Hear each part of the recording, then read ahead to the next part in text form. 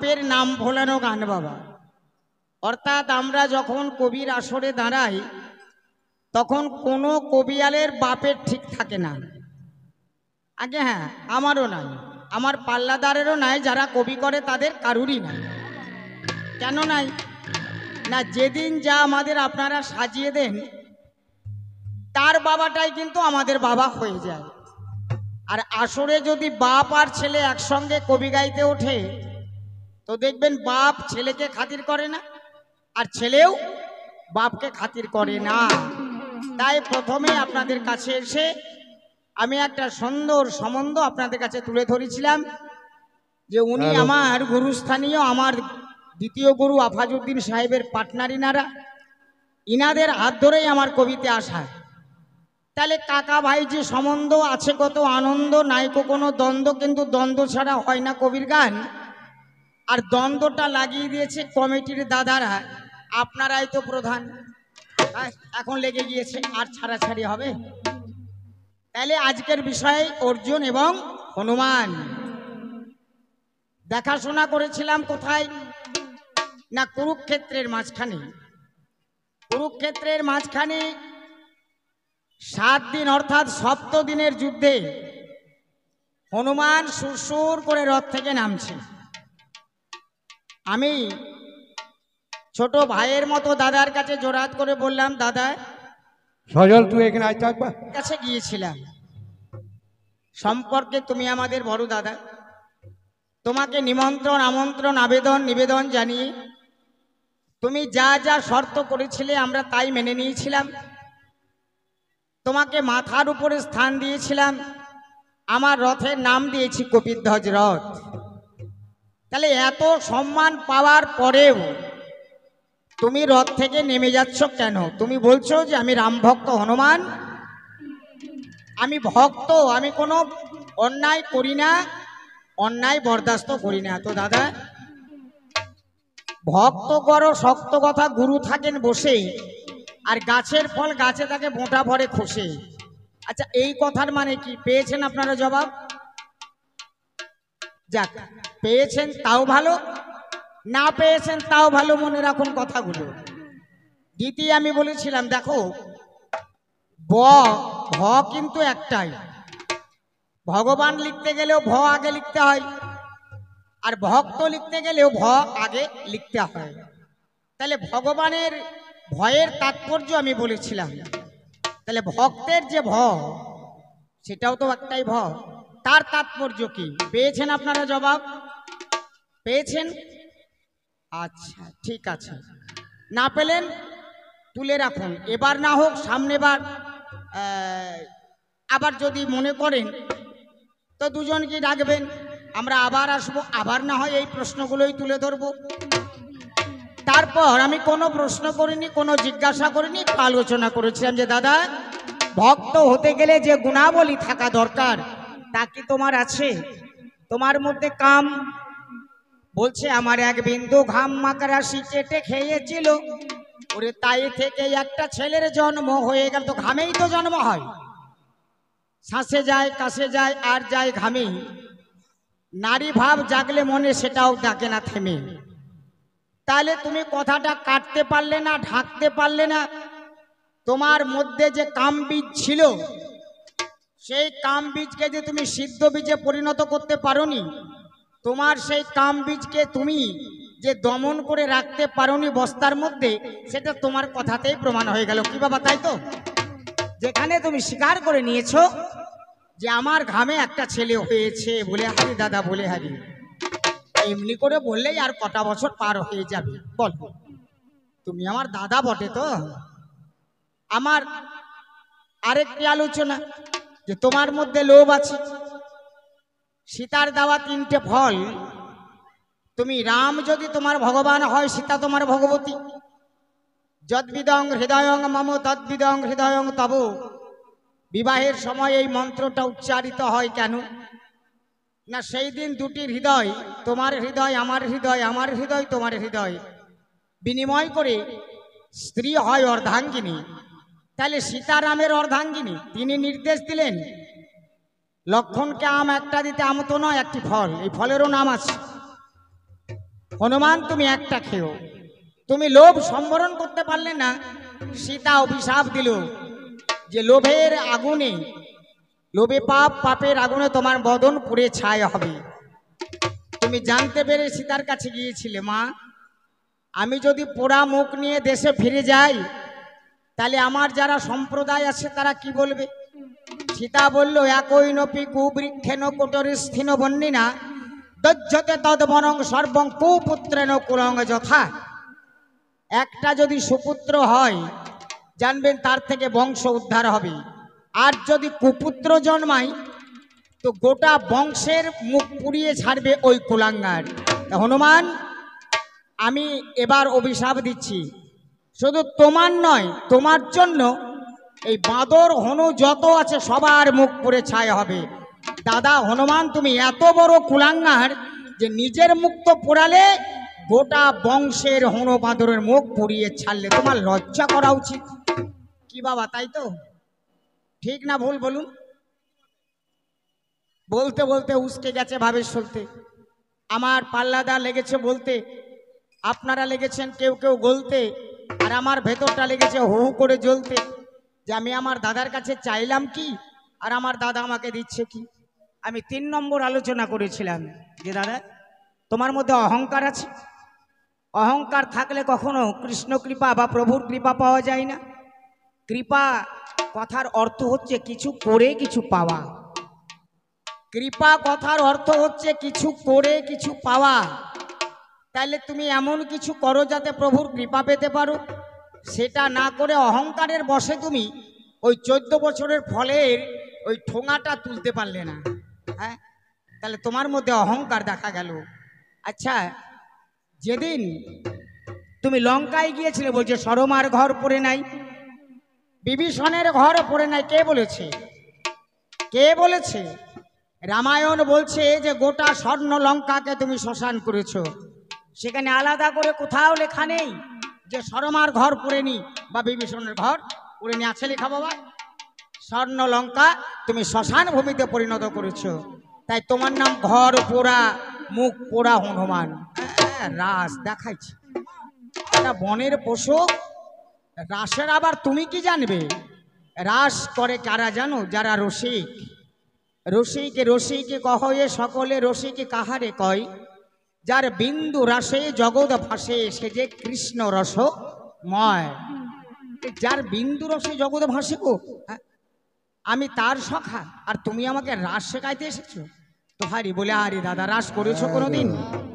আগুনের ধারে যে বসেনি সে কি বলতে পারে আগুনের দাহিকা শক্তি কেমন? যে জলে নামেনি সে কি বলতে পারে যে এই পুকুরের জলের গভীরতা কত? পারে না। শিশু যেমন আছাড় না খেলে হাঁটতে শেখে না, জলে না নামলে যেমন সাঁতার শেখে না, আর রমণীর কাছে রমণ করতে না পারলে সে যে নিত্য ধনের অধিকার পাওয়ার রাস্তা খুঁজে পায় না, সেটা হনুমান তুমি জানবে কি করে? হ্যাঁ, সেটা জানলে অর্জুন জানে, কিন্তু হনুমান জানে না। তাহলে এ কথার মধ্যে দেখা গেল যে তোমার মধ্যে অহংকার আছে। এবার চলে গেলাম পাতালে, যে দেখো একটা নারী হত্যায় যত পাপ 100 ব্রাহ্মণ হত্যায় তত পাপ। একটা ব্রাহ্মণ হত্যায় যত পাপ 100 গো হত্যায় তত পাপ। 100 গো হত্যায় যত পাপ তার অধিক পাপ একটা শিশু হত্যায়। তাহলে তুমি নারী হত্যা করেছো, তুমি মার্ডার কেসের আসামি 302। একটা শিশুকে তুমি মারবার জন্য চেষ্টা করেছো, অর্থাৎ অ্যাটাম্প টু মার্ডার, তুমি 326 ধারায় আসামি। আচ্ছা বলো তো, তোমাকে ভক্ত বলে মানবে জগতে কে? আগে প্রমাণ করো যে এগুলো মিথ্যা। তো তুমি তো প্রমাণ করতেই পারলে না, পারবে কি করে গো? একটা সত্যি ঢাকতে 100টা মিথ্যের দরকার হয় বাবা, তাও হয় না। হয় সত্যে প্রজায়তে ধর্ম, দয়ায় ধর্ম প্রবর্ততে, ক্ষমায় প্রতিষ্ঠিত ধর্ম, মিথ্যায় ধর্ম বিনশ্যতে। আমি বলেছিলাম যে তুমি মন্দোদরীর কাছে গেলে তো তোমার মা অঞ্জনা কি সতী ছিল না? আচ্ছা, অহল্যা তারা দ্রৌপদী মন্দোদরী পঞ্চসতী স্মরণিত্যং সর্বপাপ হরহরে যদি তোমার কথা দিয়ে আসি, তাহলে তারা বলে তো একটা মেয়ে, সেও তো সতীর খাতায় পড়ে। তাহলে তুমি সেখানে গেলে না কেন? তুমি মন্দোদরীর কাছে গেলে কেন? না মন্দোদরী স্তন দুগ্ধ না হলে এই বিশল্যকরণী বাটা হবে না। তাহলে তুমি ছলনাটা করলে কি না, আমার বাবার চোখে আমার পিছুটি করছে, জয় বাংলা হয়েছে, মা একটু গরম গরম দুধ দাও। বাহ, বলি হারি সুন্দর, তোমার যেমন উক্তিগত যুক্তি, আজ আসলে তোমার হবে না আর মুক্তি। হারি, এটা একটা ছোট্ট গল্প। আমি বলেছিলাম যে যারা ভালো কাজ করে তারা চৌকিদার থেকে ইন্সপেক্টর হতে পারে। হ্যাঁ পারে তো। তো তুমি রাম ভক্ত হনুমান, তোমার প্রমোশন না হয়ে ডিমোশন হলো কেন? মুখ পুড়লো, হাতে তলা পুড়লো, বুক পুড়লো, এমনকি পাছাটাও পুড়ে গেল, কেন তোমার ডিমোশন হলো? যাক, আমি বলবো না যে হলো না, হয়েছে। তো কীরকম হলো জানেন? এখন এই যে আপনাদের এখানে কবি হচ্ছে, কীর্তন হচ্ছে, বাউল হচ্ছে, অনুষ্ঠান চলছে, তো একটা ছেলে, ওর এই ডান হাতটা নাই বাবা, এখন যে কোনো কারণে হাতটা কাটা পড়েছে, তো বাঁ হাতেই খায়। তার খাবারের থালায় যদি কোনো খাবার থেকে যায়, তার বউ কিন্তু খায় না।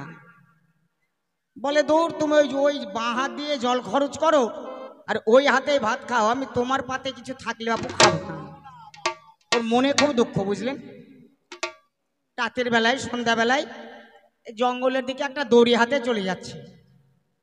এখন আমাদের পঞ্চুখুরও দেখতে পেয়েছি, যারে রবিন, আরে কোথায় যাচ্ছিস সন্ধ্যেবেলায় জঙ্গলের দিকে? আরে কাকা পিছু ডেকো না গো, এই জীবন আর রাখবো না।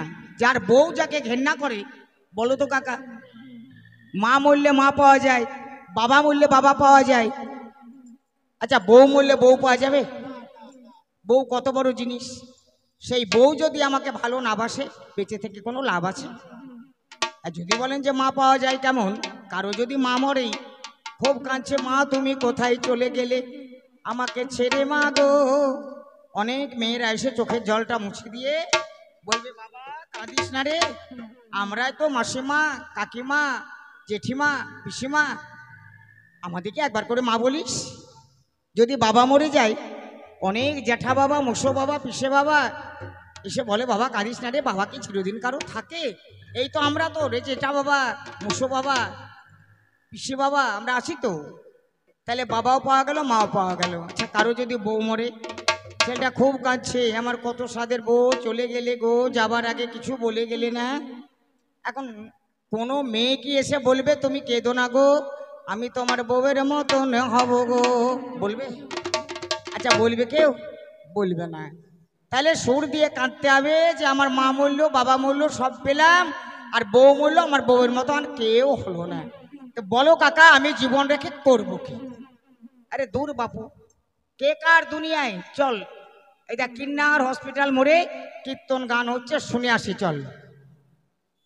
কালকেও কীর্তন হয়েছে, আজকে রাস হবে, চল। এবার চলে এসেছে কাকার ভাই কীর্তন গান শুনতে, ওরকম বসেছে। তো দেখছে যে কীর্তনে খোল বাজছে যখন, অনেকেই নাচে, তো একজন নাচছে তো দুটো হাতই নাই, মানে দুটো হাতের এখান থেকে নাই, কাটা হাত নিয়ে খুব নাচছে বুঝলি। এখন খুড়ো বলছে যে রবীন দেখ দেখ, তোর একখানা হাত নাই, তুই আত্মহত্যা করতে যাচ্ছিলি, এর দুটো হাত নাই, মনের আনন্দে কেমন তালে তালে নাচছে দেখ। তাই তো খোকা, চলো একবার দেখি তো। হ্যাঁ দাদা, আমার একটা হাত নাই তো দুঃখের শেষ নাই, আর তোমার দুখানা হাত নাই, তুমি কি আনন্দে এত নাচছো? বলে ভাই আমি কি আর সাধে নাচছি? এই বাড়ি থেকে যখন বেরিয়েছি আমার তো হাত নাই, আমার বউ প্যান্টের বেল্টটা এঁটে দিয়েছে, আর এইখানে বসে পড়েছি। কালকে কীর্তন হয়েছে, বাবাজি মাতাজিরা বাতাসা দিয়ে গুড় দিয়ে মুড়ি খেয়েছে, আর এত পিঁপড়ে আমি বুঝতে পারিনি, ওই পিঁপড়ের উপরে বসেছি, আর আমার প্যান্টের এই প্যান্টেলনের তলা দিয়ে সব পিঁপড়েগুলো ঢুকেছে। আমার তো হাত নাই যে আমি এখন বেল্টটা খুলে প্যান্টটা ঝাড়বো, তাই ওই খোলের তালে তালে যত তালে তালে খোল বাজছে, আমিও তত লাফাচ্ছি যাতে পিঁপড়েগুলো ঝরে পড়ে। বুঝতে পেরেছেন? ওই পিঁপড়ে তাড়ানোর জন্য আমি নাচছি। তা আমি প্রথম পালাতেই যে লাল পিঁপড়ে লাগিয়ে দিয়েছিলাম আমার হনুমানের পাছাতে, ও লাফিয়ে লাফিয়ে ঝাড়ার চেষ্টা করেছে, কিন্তু ছাড়লেই কি আর যাবেই? সঙ্গত আমি অল্প করি রাখান্ত, বলবো না আর অত্যন্ত বৃত্তান্তে বাজাও আমার ঢুলি। আমি ছড়ার ছন্দ দিয়ে আমার শ্রোতা বন্ধুদের কাছে নিজের ভূমিকা আবার ফুটিয়ে তুলিয়া দারা না না না দারা দায়রে না না না না না দারা না না না দারা দায়রে না না না না দারা না না না দারা দায়রে না না দায়রে না না দারা দায়রে না না দায়রে না না দারা না না দারা না না না না দারা দায়রে না না না না দারে না না দারে দায়রে না না না না দারে না না না দারে দায়রে না না না না দারে না না দারে দায়রে না না দায়রে না না দারে না দারে না দারে না না দারে দায়রে না না দারে না দারে না না না আমার ভাবের গাছে আমার ভাবের ঘরে গাবের কালি লাগিয়ে দিয়েছে রে, লাগিয়ে দিয়েছে। আমার ভাবের ঘরে গাবের কালি লাগিয়ে দিয়েছে রে, লাগিয়ে দিয়েছে।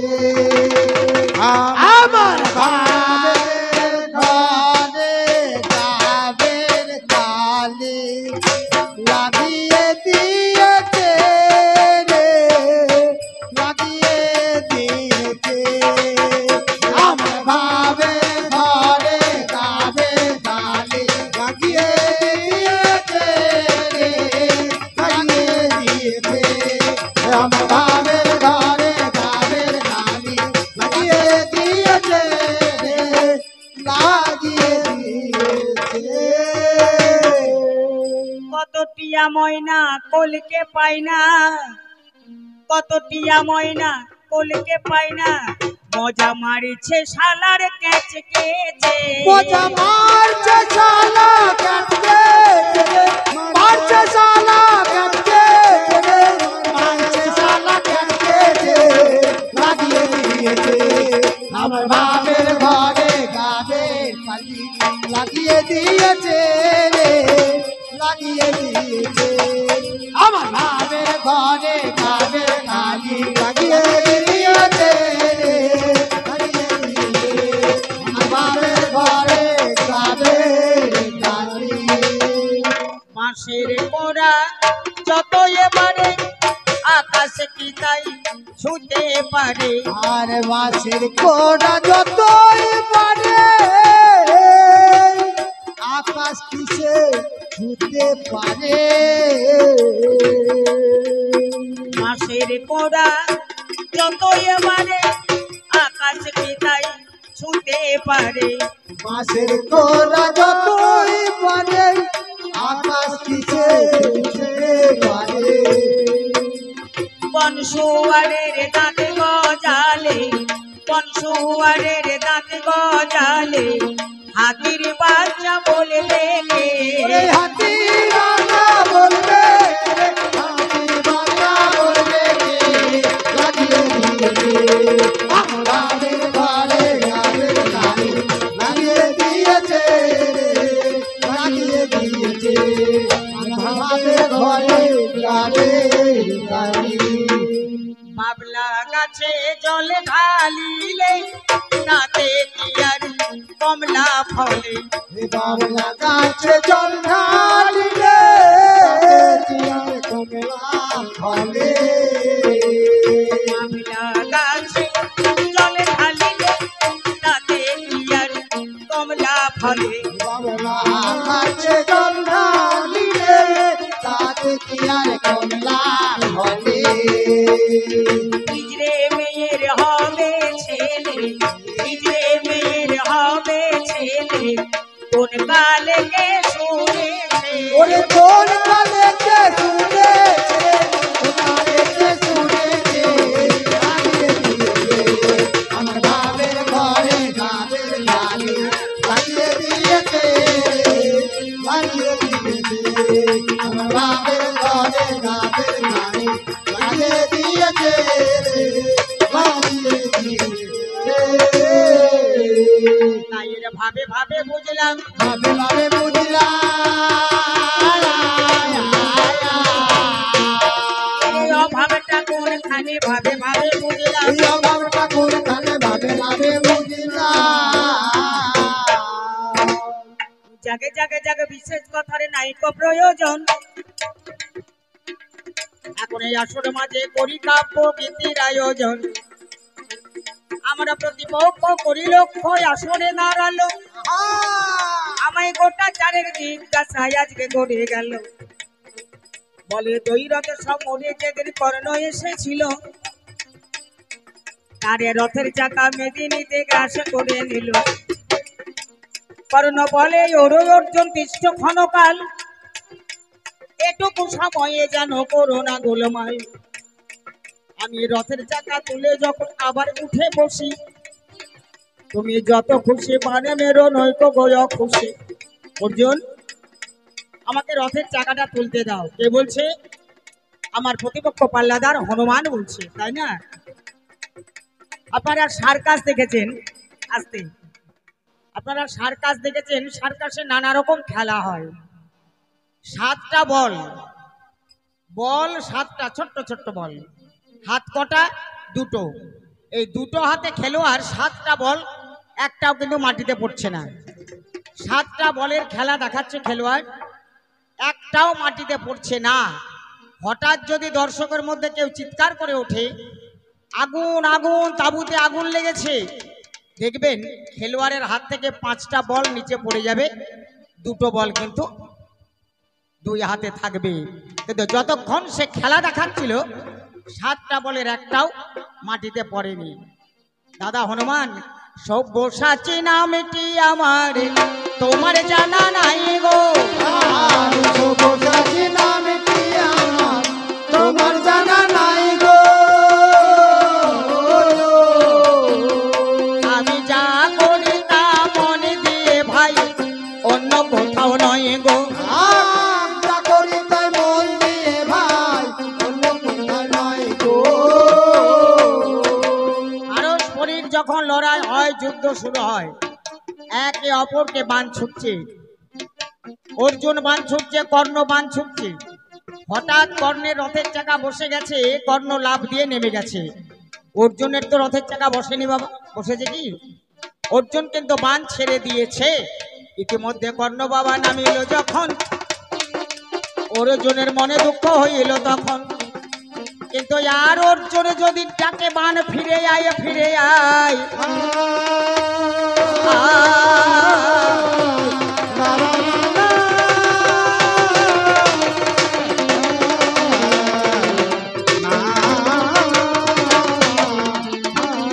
ওরে হাতের ঢিল ছুঁড়ে দিলে আর ধরার এই উপায় নাই। তাহলে অর্জুনের হাত থেকে যে বাণ বেরিয়ে এসেছে, তাকে ফেরাবে কেমন করে? আরে কর্ণ যে রথ থেকে নামবে অর্জুন জানে নাই অন্তরে। কর্ণ যে রথ থেকে নেমে যাবে, এটা যদি অর্জুন জানতো তাহলে হয়তো বাণ ছাড়তো না। কিন্তু পরস্পরের যুদ্ধ যখন ছাড়াছাড়ি বাণ, আজ এই আসল কথাই আমার কাছে সন্দেহ হনুমান। এবার হাতের অস্ত্র ছেড়ে দিয়ে অর্জুন ভাবে মনে, বাণে আমার ফিরে যায়, বাণ আসবে কেন? তাই ছাড়া বাণে অভিশাপ কর্ণের কাঁধেতে লাগিল। আর এই অভিমানী কর্ণ সেদিন মৃত্যু বরণ করল। অভিমানী কর্ণ, কর্ণের অভিশাপ ছিল। কি অভিশাপ? না, গুরুদেব বলেছিলেন, আমার কাছে জাতি লুকিয়ে তুই যে অস্ত্রবিদ্যা শিখেছিস, গুরু বলতে পরশুরাম, আমি তোকে অভিশাপ দিলাম, প্রয়োগকালে তুই ভুলে যাবি। কর্ণ মনে মনে ভাবছি, আচ্ছা গুরুর কথা কি সব সময় সত্যি হয়? গুরুর কথা না শোনো কানে কষ্ট পাবে শেষের দিনে। দেখি একবার একটা বাণ তুলে দূরে একটা পাথরকে লক্ষ্য করে বাণ ছড়েছে, কিন্তু ওটা পাথর ছিল না, গৌতম মুনির একটি গাভী সেই মুহূর্তে একটি বাচ্চা প্রসব করেছে। বাচ্চাটা তখনও নারী ছেদন হয়নি, উঠে দাঁড়াতে পারে না। এমন অবস্থায় কর্ণের বাণ ওই বাচ্চার হৃৎপিণ্ড বিদ্ধ করেছে। গৌতম মুনি ধ্যান যোগে জানলেন কর্ণ গুরুর প্রতি অবিশ্বাসী নেই, এই বাণ ছেড়েছে। অভিশাপ দিলেন, কর্ণ যেদিন দৈরথ সমরে যাবি, তোর রথ চক্র গ্রাস করিবে, রথ চক্র গ্রাস করিবে, ওরে মেদিনীতে গ্রাস হইবে, রথ চক্র গ্রাস করিবে, মেদিনীতে গ্রাস করিবে, রথ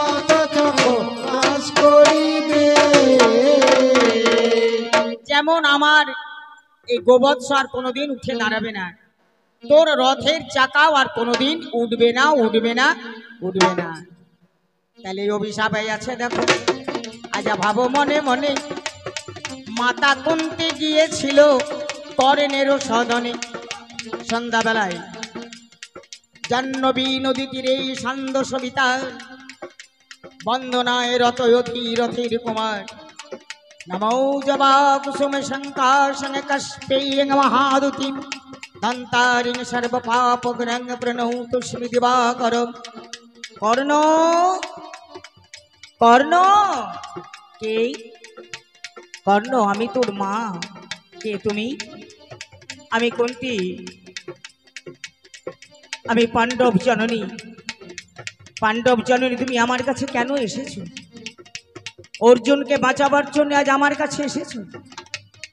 কুন্তী বলেছিল, ওরে কর্ণ, পৃথিবীতে এমন কোনো সাধ্য নেই কোনো বীরের, কুন্তীর এক বিন্দু দুগ্ধ যে পান করেছে এই পৃথিবীতে তার মৃত্যু নেই। তাই অর্জুনকে বধ করার স্বপ্ন তুই দেখিস না। আমি তোর কাছে এসেছি, তুই যে আমার সন্তান কর্ণ, পুত্র হারার বেদন অন্তর ছেদন কে বলি জননী জানে। পুত্র হারার বেদনা অন্তর ছেদন কে বলে জননী জানে।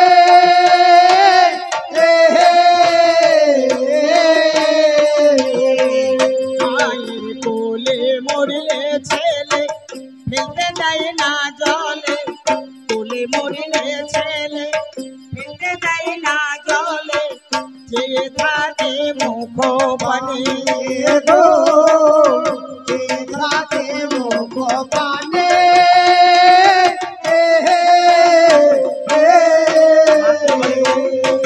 ছেলের মরা মুখে মাছি বসতে দেয় না, মরা মুখে মাছি বসতে দেয় না। বলে মা বলে ডাক চাঁদের কোনা। মরা মুখে মাছি বসতে দেয় না। ওরে বাবলে ডাক চাঁদের কোনা।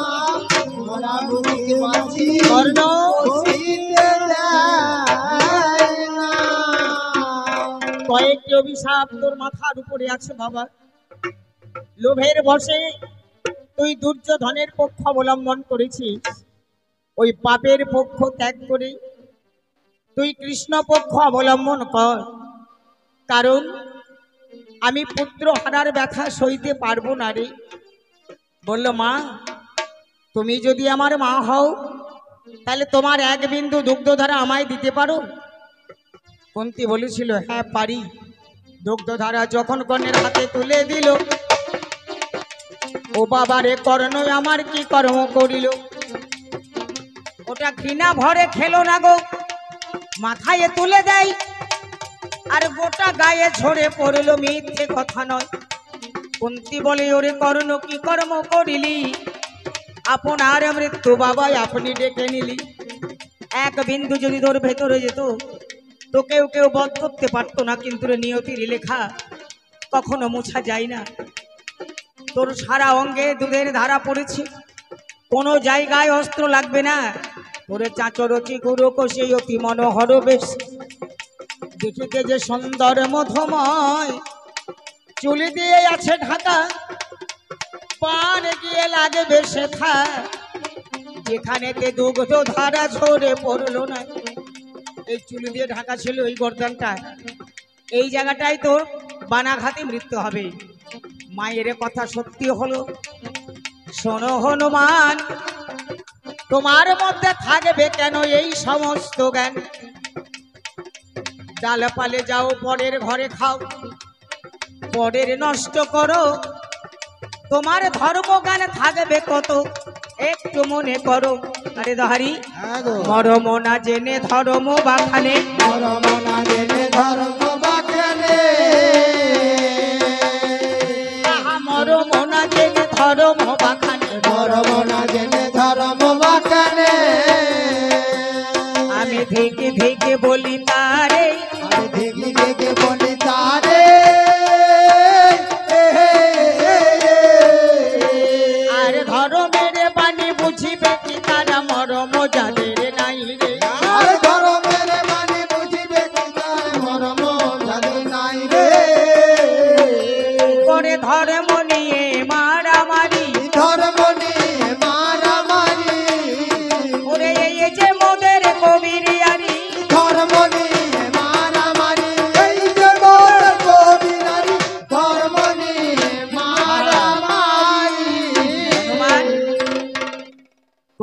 অর্থাৎ সুপ্রিম কোর্ট।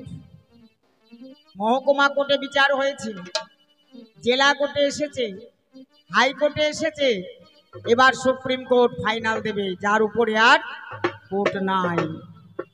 কুরুক্ষেত্র হচ্ছে সেই সুপ্রিম কোর্টের খেলা দাপট যুগের। দাদা হনুমান, তুমি কি দেখতে পাচ্ছ না? বলছে শিষ্যের হাতে গুরু কেন বধ হয়ে গেল?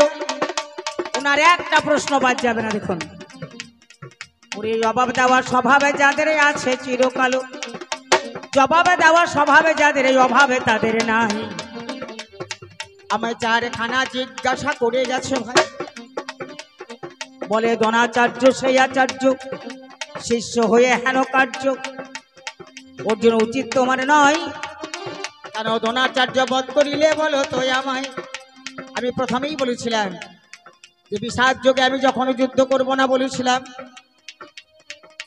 আমার প্রভু শ্রীকৃষ্ণ গোবিন্দ দয়াময় তিনি বিশ্বরূপ দেখিয়ে বললেন কেশব, অর্থাৎ আমার নাম কেশব, কয়েকার তালবস্যব কেশব।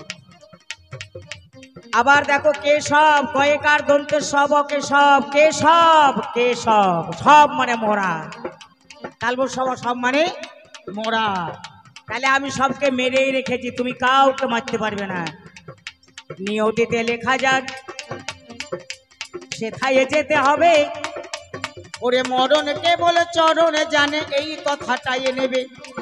মরণ কারো বারণ শোনে না, যার যেথায় মরণ লেখা আছে চলে চরণ দুইখানা, মরণ কারো বারণ শোনে না। দাদা গো, আমি ধীরে ধীরে তোমার কাছে করিব বর্ণন, তুমি ছোট ভাইয়ের কথাই একটু দিয়ে রেখো। তুমি বলছো হনুমান যে নিত্যদন দ্রোণাচার্য আসতে, এই দ্রোণাচার্য হচ্ছে রাজগুরু। একলব্য নামে একটা ব্যাধের ছেলে ছিল বাবা। এই একলব্য ব্যাধের ছেলে দ্রোণাচার্যের কাছে এসেছিল, গুরুদেব তুমি আমায় অস্ত্র শিক্ষা দাও। নিজ জাতের ছেলে বলে দিল না শিক্ষা। ওই ছেলের মনে মনে হলো বলো দীক্ষা। বনের মধ্যে দ্রোণাচার্যের মাটির মূর্তি তৈরি করে ওরে অস্ত্র